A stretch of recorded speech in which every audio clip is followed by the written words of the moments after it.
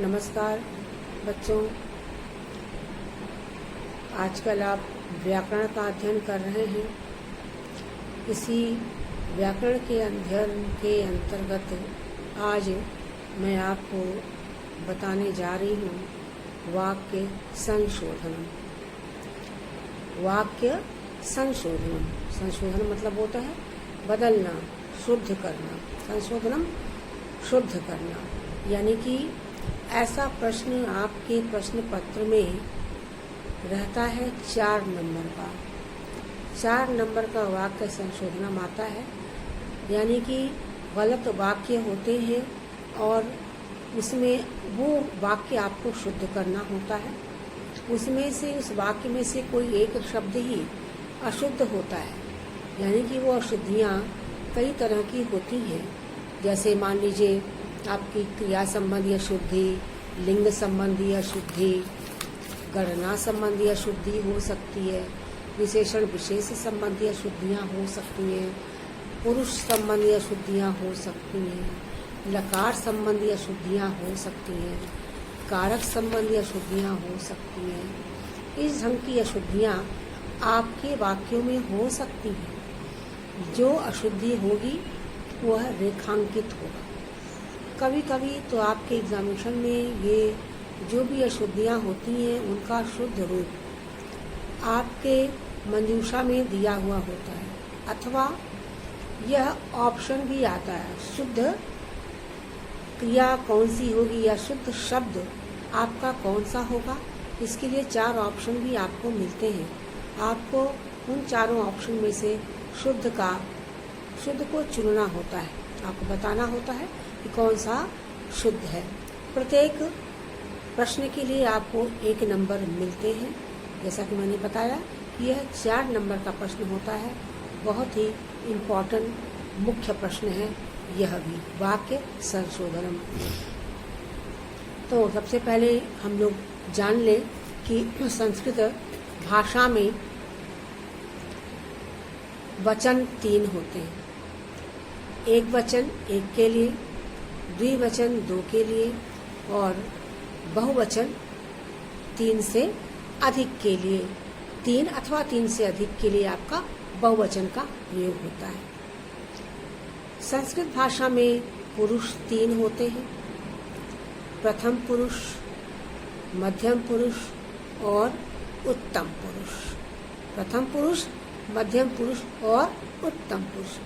तो प्रथम, मध्यम और उत्तम के लिए कौन कौन सी क्रियाएं प्रयुक्त होती हैं, यह सबसे पहले आपको जानना होता है। इस बात को आप एकदम दिमाग में रखें कि प्रथम पुरुष के अंतर्गत कौन कौन सी क्रिया आती है, सबसे पहले आप जानें।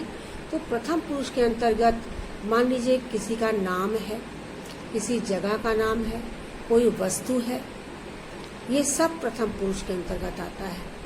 फिर सह है, सा है, राम, जैसे मैंने कहा कि नाम, भवान, यानी कि सा भवान, तत् है।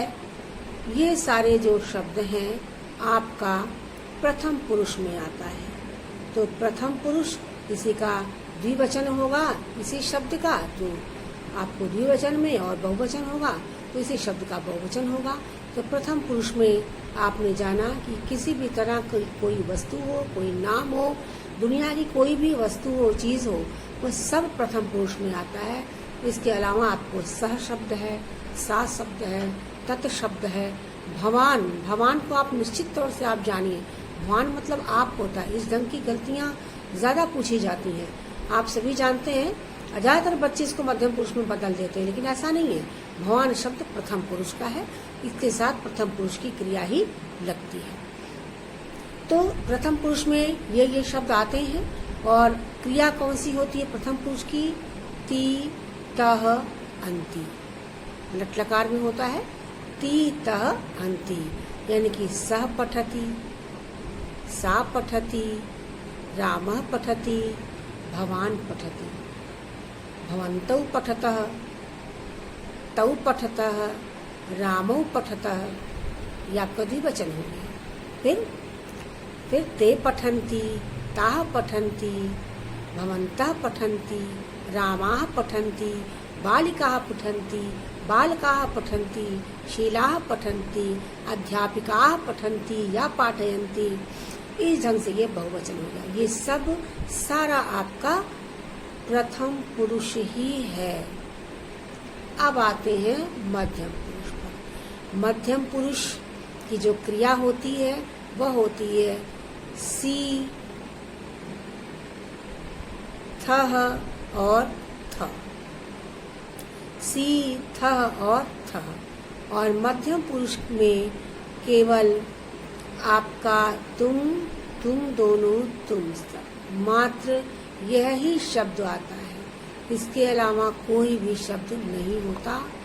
तो त्वम, युवाम और यूयम।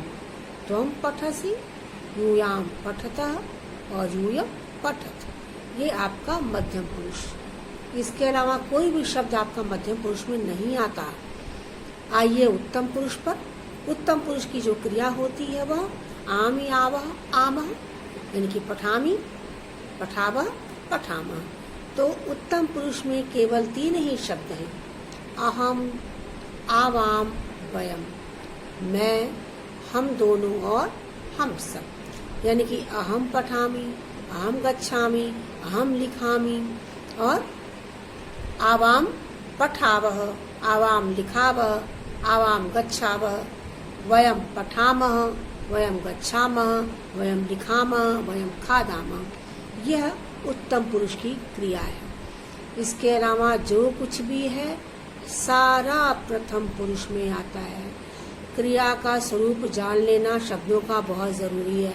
तो आपने कौन सा शब्द किस पुरुष में आता है ये अगर आप जान लेते हैं तो आपका अनुवाद भी बहुत ही मजबूत हो जाता है। यही गलतियां आप जनरली कर देते हैं कि कर्ता के अनुसार क्रिया नहीं लगाते। तो वाक्य संशोधन के लिए भी इसको जान लेना सबसे पहले ज़्यादा आवश्यक है कि आप तो अभी मैंने आपको बताया कि पुरुष 3 पुरुष और 3 वचन।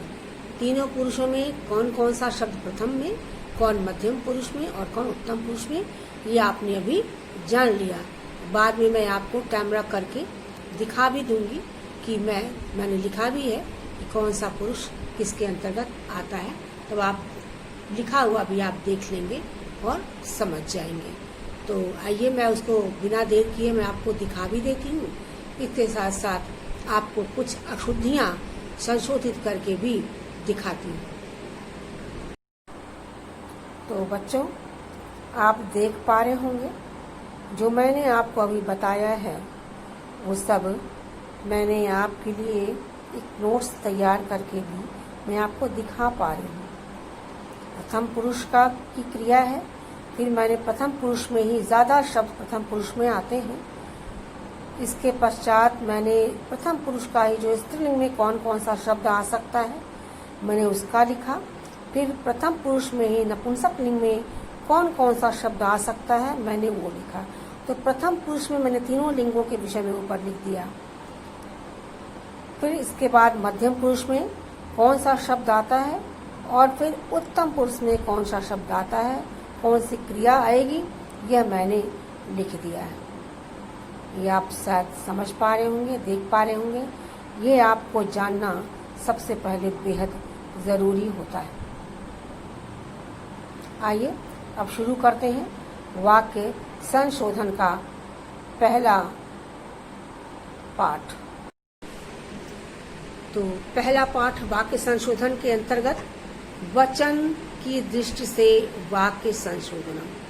अगर वाक्य में वचन की किस प्रकार से गलतियां हो सकती हैं, तो इस तरह के वाक्य में कर्ता का वचन एक ही होता है। अर्थात यदि कर्ता का वचन एक वचन है तो क्रिया का वचन भी एक वचन ही होना चाहिए। लेकिन इसी प्रकार अगर द्विवचन है तो ये द्विवचन होना चाहिए, और अगर कर्ता का वचन बहुवचन है तो क्रिया का भी वचन बहुवचन होना चाहिए। तो किस ढंग से आ सकता है, मान लीजिए वाक्य है कि त्वया सह के गच्छति, ये अशुद्ध वाक्य है। त्वया सह के गच्छति, गच्छति मान लीजिए क्रिया को रेखांकित कर दिया गया, यहीं पर आपको शुद्ध करना है। तो कर्ता कौन है ये आपको पहचानना है। कर्ता हमारा इस वाक्य में कौन था? के हमारा किस वचन का है? बहुवचन का है। के बहुवचन, कह कऊ के होता है, के बहुवचन है, यानी कि बहुवचन के साथ बहुवचन की क्रिया होनी चाहिए, लेकिन यहाँ लगा क्या है? एक वचन की क्रिया गच्छति, तो इसको बहुवचन ही होना चाहिए। तो क्या शुद्ध होगा? गच्छति गच्छतः गच्छन्ति। कह कऊ के, तो कह गच्छति, कऊ गच्छतः, के गच्छन्ति। इस प्रकार शुद्ध रूप इसका हो गया गच्छन्ति। आगे मान लीजिए दूसरा वाक्य है, मया सह मम मित्रम अपि गच्छन्ति, मया सह मम मित्रम अपि गच्छन्ति। ये सेंटेंस आपको गलत पर रेखांकित करना है, तो मित्रम कर दिया गया, मित्रम शब्द रेखांकित कर दिया गया। तो आपको करना है क्या है? मित्रम को शुद्ध करना है। दिया हुआ है गच्छन्ति, मया सह मम मित्रम, तो के गच्छन्ति होता है। मैंने आपको ऊपर से प्रश्न पूछा भी था, जाहिर सी बात है उत्तर आपका बहुवचन का ही होना चाहिए, और मित्रम शब्द आपका एक वचन है, तो मित्रम आपको बहुवचन में करना होगा। जैसा कि पहले की कक्षाओं में भी आपको बताया जा चुका है कि मित्र शब्द जो सखावाची होता है, दोस्तवाची होता है, वो नपुंसकलिंग का होता है, उसका रूप नपुंसकलिंग में चलता है। तो मित्रम, मित्रे, मित्राणि, इस प्रकार वहाँ पर शुद्ध आप क्या करेंगे? मित्राणि गच्छन्ति, मया सह मम मित्राणि अपि गच्छन्ति। इस प्रकार मित्राणि शब्द सही हो गया। फिर मान लीजिए आगे और है, भवान कुत्र गच्छन्ति, भवान कुत्र गच्छन्ति, यह शुद्ध वाक्य है। रेखांकित कर दिया गया आपको क्रिया रूप, यानी कि गच्छन्ति, ये आपको ठीक करना है। फिर आप कर्ता के पास जाएंगे। कर्ता आपका क्या है? भवान। मैंने अभी आपको बताया था कि भवान आपका प्रथम पुरुष की क्रिया है और एक वचन की क्रिया, एक वचन का कर्ता है। तो भवान एक वचन का कर्ता और प्रथम पुरुष का कर्ता। इस प्रकार आपको गच्छन्ति अशुद्ध रूप है, आपको क्या होगा? गच्छति, भवान गच्छति, भवन्तौ गच्छतः और भवन्तः गच्छन्ति। फिर है अगला वाक्य, मान लीजिए, ताः अत्र फलम खादतः, ताः अत्र फलम खादतः। तो ताः रेखांकित कर दिया गया, कर्ता रेखांकित कर दिया गया है, कर्ता को शुद्ध करना है। आपको क्रिया के पास जाना होगा। क्रिया हमारी क्या है? खादतः, यह द्विवचन की है, प्रथम पुरुष है। खादति, खादतः, खादन्ति। तो आपको यानी कि कर्ता आपका ताह, जो कि स्त्रीलिंग का बहुवचन का है, सा ते ताह, तो बहुवचन गलत है, यानी कि द्विवचन करना है आपको। तो क्या करना होगा? ते, ते अत्र फलम खायतः, वे दोनों स्त्रियां, लड़कियां फल, यहाँ फल खा रही हैं। फिर आप ये मान लीजिए और है, रामौ पठन्ति। फिर आपने देखा क्रिया का रूप अंडरलाइन है, कर्ता के पास जाना है। कर्ता आपका रामौ है जो कि द्विवचन है, क्रिया यहाँ बहुवचन दिया हुआ है, यानी कि आपको क्रिया रूप भी द्विवचन प्रथम पुरुष का करना है। कौन सी क्रिया? पठ धातु। तो क्या हो जाएगा? पठतः, रामौ पठ, रामौ पठतः। इस प्रकार से ये वचन की दृष्टि की अशुद्धियां आपकी परीक्षा में पूछी जाती हैं। आगे की तरफ बढ़ते हैं, लिंग दृष्टिया संशोधनम। लिंग की किस प्रकार की जो गलतियां होती हैं वो आपके वाक्य में रहता है, वहाँ पर आपको क्या करना होता है। तो वाक्य में विशेषण और विशेष के जो लिंग, विभक्ति तथा वचन समान होने चाहिए। अगर यह आपस में अलग अलग होते हैं, भिन्न भिन्न होते हैं, तो समझिए वो वाक्य अशुद्ध है। अतः विशेषण और विशेष को व्याकरणिक समानता का ध्यान रखना पड़ता है हम लोगों को। तो विशेषण और विशेष दोनों समान लिंग, समान विभक्ति, समान वचन में होना चाहिए। अगर सब अलग है यानी कि वाक्य अशुद्ध है, हमको उसके मुताबिक बना देना है। विशेष को देखना है और विशेषण को ठीक करना है, और विशेषण को देखना है और विशेष को ठीक करना है। तो वाक्य देखा जाए। मान लीजिए वाक्य है वृक्षे फलाः सन्ति। वृक्षे फलाः सन्ति। जैसा कि आप जान रहे हैं कि जो फल शब्द है वो नपुंसक लिंग का होता है। फल शब्द नपुंसक लिंग का होता है। दिया हुआ है फलाः तो रॉन्ग है, आपको नपुंसक लिंग का बहुवचन करना होगा। तो क्या हो जाएगा? फलानि। वृक्षे फलानि सन्ति। फिर अगला वाक्य है मम मित्रः मूर्खः अस्ति। मम मित्रः मूर्खः अस्ति। अब जिसको ये समझ नहीं होगा कि मित्र शब्द नपुंसक लिंग का होता है, वो तो उसको सही मानेंगे। अभी कुछ देर पहले ही मैंने आपको फिर बताया था कि मित्र शब्द जो सखावाची होता है वह नपुंसक लिंग का होता है, तो इसको नपुंसक लिंग बनाना होगा। तो मम मित्रम मूर्खम अस्ति। फिर है अग्निः शीतला अस्ति। अग्निः शीतला अस्ति। शीतला रेखांकित है आपको, यही गलत है। आप तो सोचेंगे अग्नि तो स्त्रीलिंग है। जी नहीं, अग्नि आपका हिंदी में तो स्त्रीलिंग जरूर है, लेकिन संस्कृत में यह पुल्लिंग शब्द है। तो जो विशेषण है वह हमारा विशेष है अग्नि, यह हमारा पुल्लिंग है, और शीतला यह स्त्रीलिंग है विशेषण। तो हमें इसको भी पुल्लिंग बंद करना होगा एक वचन, तो हो जाएगा अग्नि शीतला अस्ति। फिर अगला वाक्य देखें पवनम वेगेन वहति। पवनम वेगेन वहति। यहाँ भी आपको पवन मान लीजिए रेखांकित है, आपको शुद्ध करना है। तो पवन पुल्लिंग शब्द होता है, नपुंसक लिंग का नहीं होता। तो क्या हो जाएगा? पवनः वेगेन वहति। हवा तेज से बह रही है। फिर आगे देखिए सीता रामस्य प्रियम आसीत्। प्रियम आपका रेखांकित पद है, किसका विशेषण है? सीता का, जो कोई स्त्रीलिंग शब्द है, एक वचन है। तो आपको क्या कर देना होगा? स्त्रीलिंग में प्रियम को बना देना होगा, हो जाएगा प्रिया। सीता रामस्य प्रिया आसीत्। इस प्रकार ये लिंग की दृष्टि से जो संशोधन होगा वो यह होगा। तो अभी आपने जाना दो तरह की अशुद्धियों को संशोधित करना, मैंने आपको बताया, एक वचन की दृष्टि से और दूसरा लिंग के दृष्टि से। ये दो प्रकार का संशोधन आपने जाना। आगे के वीडियो में मैं और भी जो संशोधन का स्वरूप होगा मैं आपको वो बताऊंगी। अभी मैंने आपके लिए नोट्स बनाया है दोनों संशोधन का, वो मैं आपको वीडियो में दिखा देती हूँ। आप ध्यान से उसको पढ़ें। आप बच्चों देख पा रहे होंगे, दो ढंग का मैंने पढ़ाया आपको, वचन दृष्टया, लिंग दृष्टया। बस थोड़ा प्रैक्टिस करते हुए चलना है।